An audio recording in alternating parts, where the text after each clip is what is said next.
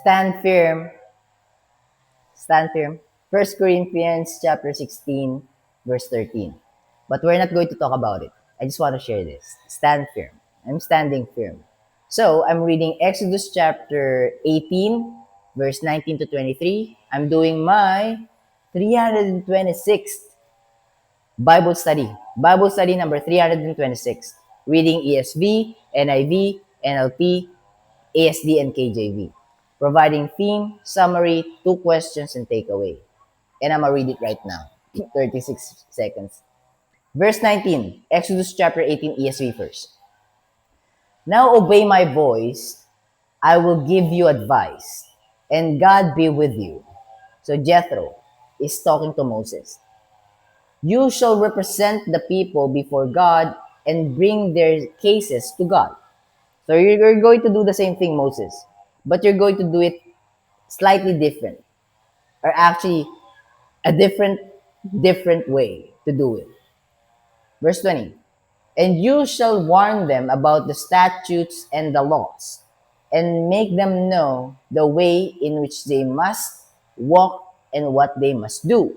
21. Moreover, look for able men from all the people, men who fear God, meaning revering God, who are trustworthy. So Jethro is giving advice, suggestion to Moses now, and hate a bribe, meaning cannot be manipulated and cannot be corrupted, and place such men over the people as chiefs of thousands, of hundreds, of fifties, and of tens. Jethro, the father-in-law of Moses, is teaching Moses to delegate the task because he only have 24 hours within a day and he cannot cater every single Israelite that is with him. Seeking counsel, godly counsel, and giving him or asking him for solution for their agendas. 22.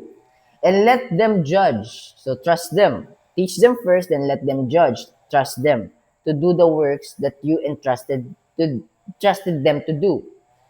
And let them judge the people at all times. Every great matter every great matter they shall bring to you. Meaning, if they cannot discern the actual solution for the situation, then you came in. Then you come into the picture. So now you handle those matters that those you appointed cannot handle. So it's a uh, wise system that Jethro is proposing to Moses. All right. They shall bring to you, but any small matter they shall decide themselves. So it will be easier for you, and they will bear the burden with you, not you alone. 23, last verse. If you do this, God will direct you. You will be able to endure, and all these people also will go to their place in peace. Meaning, for me at least, God uses Jethro, the father-in-law of Moses, to reveal discernment for Moses, for him to be able to properly manage every situation. And he will be delegating time that he doesn't have to cater everyone, every Israelites that are with him in the wilderness. All right. NIV, Exodus chapter 18, verse 19. Listen now to me, and I will give you some advice, and may God be with you. You must be the people's representative before God and bring their disputes to him. 20. Teach them his decrees and instructions, and show them the way they are to live and how they are to behave. 21. But select capable men from all the people, men who fear God, trustworthy, men who hate dishonest gain, and appoint them as officials over thousands, hundreds, fifties, and tens, meaning divide them to portion, to groups.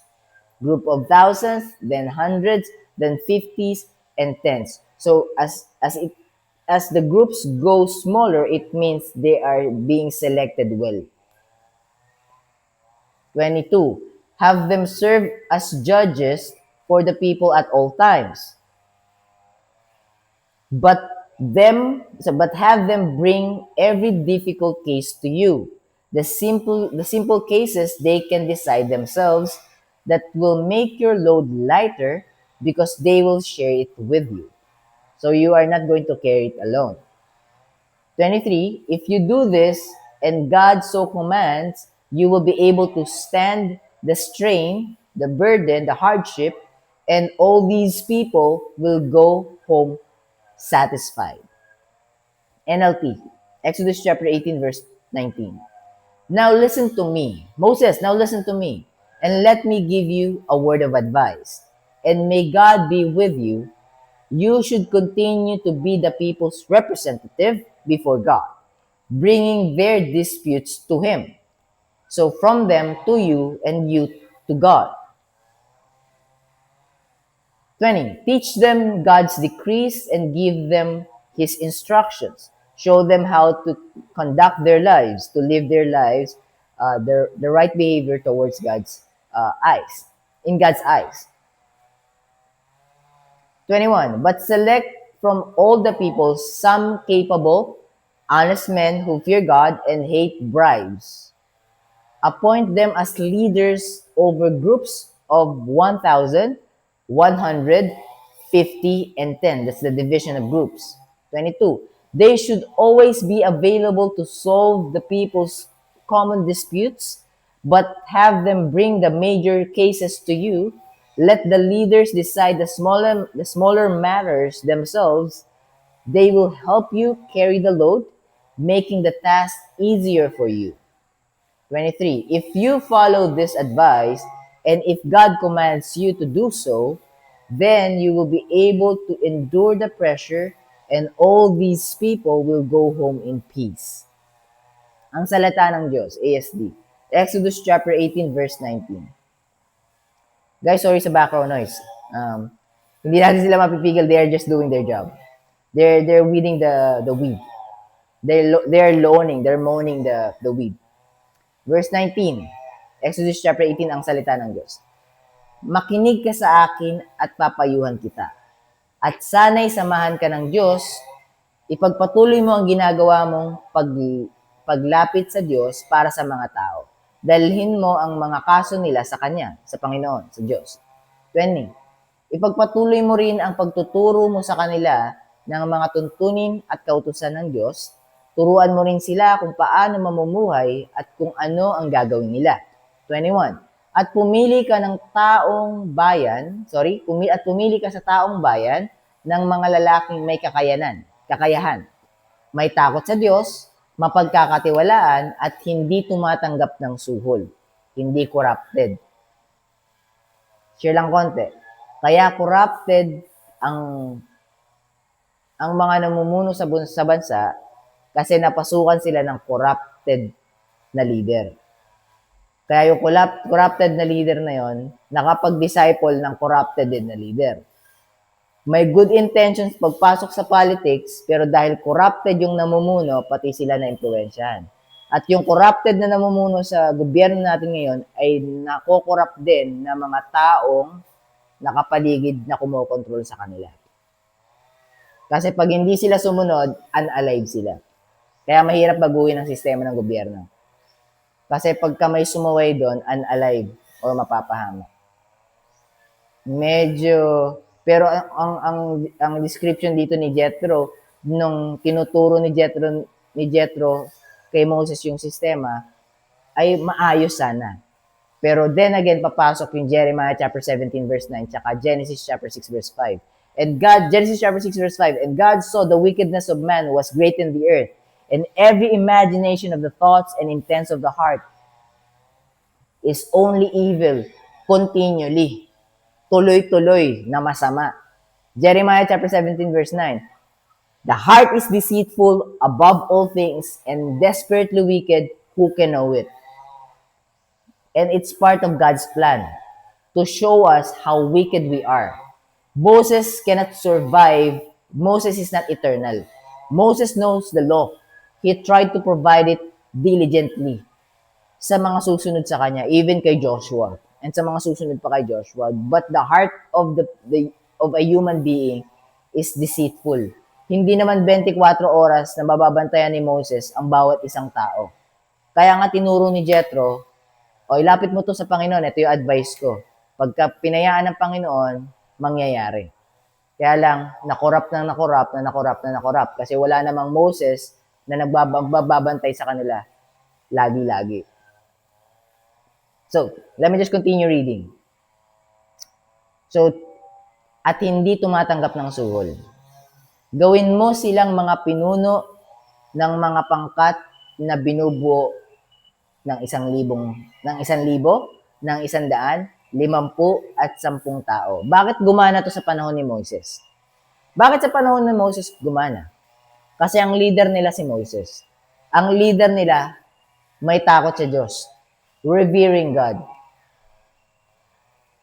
Yung heart ni Moses, continuously, pagka makulit yung heart ni Moses, pinapalitan ni Lord ng heart of flesh. May time na makulit si Moses. May time na sumusuway si Moses sa Panginoon, kay Yahweh. Bakit ako magsasalita? Hindi nga ako magaling magsalita. Salita ko naman yung isi-share mo. Hindi ko kaya. Iba na lang. O sige, bibigay ko sa'yo si Aaron, gamitin mo si Aaron. Siya yung salita mo, pero ikaw magbibigay kay Aaron ng sasabihin ko sa'yo. Sa sobrang kakulitan ni Moses, gusto pa siyang i-unalive ni Lord. Salamat na lang siya kay Zipporah, sinircumcise yung anak nila. Daming nangyari, di ba? Pero umabot sa point na sabi ni Moses, alright, sige na nga, naintindihan ko na, surrendered heart. Alright, what do you want me to do? I'm gonna do it. Kasi wala naman akong option mas makapangyarihan ka sa akin. And para naman sa mga tao, hindi para sa selfish desire ko na lang itong ginagawa ko. Tinuruan mo akong palitan yung selfishness ko ng unconditional love mo. Kaya gumana sa panahon ni Moses. Kaya lang, ang hirap palitan ng God's heart, yung heart of stone ng mga namumuno sa Pilipinas. Because they are being manipulated by greed. Moses doesn't have greed. Sinuko niya na yon. Sinuko niya na yung selfishness na yon. And it will get worse. Kasi hindi ito yung promised land. Second coming, the earth will be worse than before. Then our Lord Jesus Christ will come. He will raise up the dead who believe in Him. Hindi lahat ng dead i-raise ni Lord. Para lang po malinaw. He will only raise up from the dead all who died that believes on Him 100%. Hindi 99.99%. Hindi i-raise ni Lord yun. Basahin niyo po yung Biblia. For by grace are ye saved through faith, and that not of yourselves. It is the gift of God. It is a gift of God, the gift of God. Not of works, lest any man should boast. So if it's 99.9%, you are still counting 0.1 of your works. Meaning you're not trusting God. But some leaders of a church will try to manipulate you because they are being used by Satan to trust yourself. You've been trusting yourself for a very long time. Where did trusting yourself lead you to? Ask yourself. Ask yourself. Anyways, napapalayo po tayo. Let me just go back. Verse 22, maglilingkod sila bilang mga hukom sa lahat ng oras. Sila ang magpapasya ng simpleng mga kaso, pero dadalhin nila sa iyo ang mabibigat na kaso. Sa ganitong paraan, mapapagaang ang trabaho mo dahil matutulungan ka nila. Sa panahon ngayon, nagtutulungan ng mga namumuno sa gobyerno para patabain yung kanya-kanyang bulsa. Hindi naman sila makatakas kasi pag tumiwalag sila, it's either ipa-persecute sila, pakukulong sila, or patatahimikin sila. Walang paglagyan ang mga politiko, kaya domino effect. Tuloy-tuloy yan hanggang sa pinakamababang posisyon. Kasi lalo na yung pinakamababang posisyon, paano pa siya mag-go against doon sa mas mataas posisyon sa kanya? Wala siyang kapangyarihan para labanan yun. Pagka lumaban naman siya ron, papalitan lang siya. Dispensable. Parang ganito yan. Lahat ng nasa politics ngayon, dispensable. Pagka hindi ka sang-ayon sa benefit namin, we're gonna eliminate you. Paano pa magiging maayos yan? Hindi rin magiging maayos yan. We could pray, but it is not God instead. It's not in God's intention for everything to be perfect here on earth. Kasi nga, may redemption na mangyayari. Bakit tayo i-redeem? Bakit magkakaroon ng redemption kung hindi natin kailangan ng redemption? Bakit tayo i-redeem kung hindi natin kailangan i-redeem? It will not be perfect. Guys, I'm gonna tell you right now. I'm gonna be honest with you. We can hope na maayos yung sistema sa gobyerno. But that's part of the prophecy. Medyo nililinlang lang natin yung mga puso natin na we're hoping falsely. Babalik ang Panginoon eh. May reason kung bakit siya babalik eh. Para itama ang lahat. Hindi tao ang magtatama ng lahat. Dahil the heart is deceitful above all things. Medyo malalim lang. Yung sinasabi ko, mahirap i-absorb. Mahirap tanggapin. Kasi hoping pa rin tayo na maging okay yung buhay. But if you're going to be honest to yourself, really pay close attention, God will reveal a lot of things unto you. He already revealed it to the apostles bago pa siya mag-raise to heaven. Bago pa mag-ascend sa heaven ng ating Panginoon at maupo sa kanang kamay ng trono ng the Most High, ng Diyos Ama. Sinabi niya na yun sa mga apostles. There will be wars, nation against nation, because the heart is corrupted. The heart is corrupted. Alright, verse 23. Alam kong ito ang gusto ng Diyos na gawin mo. At kung susundin mo ito, hindi ka na mahihirapan. At makakauwi ang mga taong ito ng mapayapa. The reason why it is written this way, or bakit hinayaan ni Lord itong mangyari? Because God is showing us how wicked our heart, na kailangan pang dumaan sa ganitong klaseng sistema para lang maging maayos. But the problem is,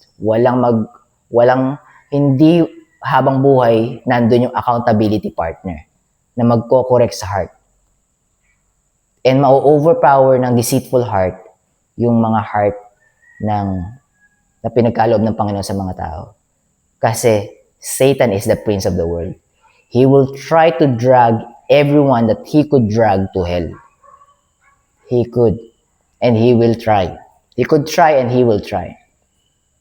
By showing worldly things and by making those worldly things as their idols. Meaning, that's their end all be all. I need to get this amount of money inside my bank account so I could be satisfied. But ask the most rich people, the richest man on the world, ask him, are you now satisfied with what you have, with what you've got? Ask him. He will tell you honestly. There's still something missing in this wicked heart. And it could only be filled by the light of God, which is our Lord Jesus Christ. Alright. Did I read it correctly? Yeah. So, 19 minutes na. I'm gonna go to KJV, but before that, let me just prepare my key points there. So, I'm gonna read this faster. I'm not gonna eat a lot of your time. Because I've already did. Alright, Exodus chapter 18. Why am I on chapter 19? What verse 19 to 23. So, Exodus chapter 18, verse 19 to 23, KJV, verse 19. Hearken now unto my voice, listen now unto my voice. Jethro speaking to Moses. Hearken now unto my voice, I will give thee counsel, I give you counsel, and God shall be with thee, with you. But be thou for the people to Godward. Be the representative of the people towards God. All right. That thou mayest bring the causes unto God. So you can bring the issues of the people towards God. 20. And thou shalt teach them ordinances and laws, and shalt show them the way wherein they must walk, and the work that they must do, living according to God's pleasure. 21. Moreover, thou shalt provide out sorry, I'm misreading it. Moreover, thou shalt provide out of all the able men, such as fear God, men of truth, hating covetousness, and place such over them to be rulers of thousands, and rulers of hundreds, rulers of fifties, and rulers of tens. If you can see, right now, reading KJV is kind of hard, right? It's kind of deep sometimes, if not most of the time. So the English is broken, the grammar is broken. But this is KJV trying to be truthful to how the original lexicon is being written. They would rather compromise the grammar lapses with the grammar lapses than to actually change or paraphrase the actual text. All right. So that's the reason. Hence, I'm reading KJV. But I'm also reading different versions if it's too hard for me to comprehend. All right. Where did I stop reading?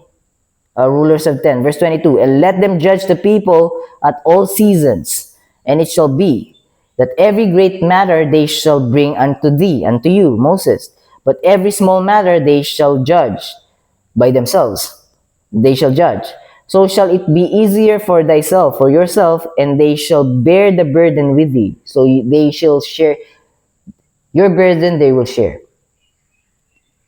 23, last verse. If thou shalt do this thing, and God command thee so, then thou shalt be able to endure, and all these people shall also go to their place in peace. All right? So theme. Oh, sorry. One moment, guys. I forgot to put my marker, which is this, which my D group members and my picture as well. So, wise delegation and shared responsibility. That's a theme of what we've read.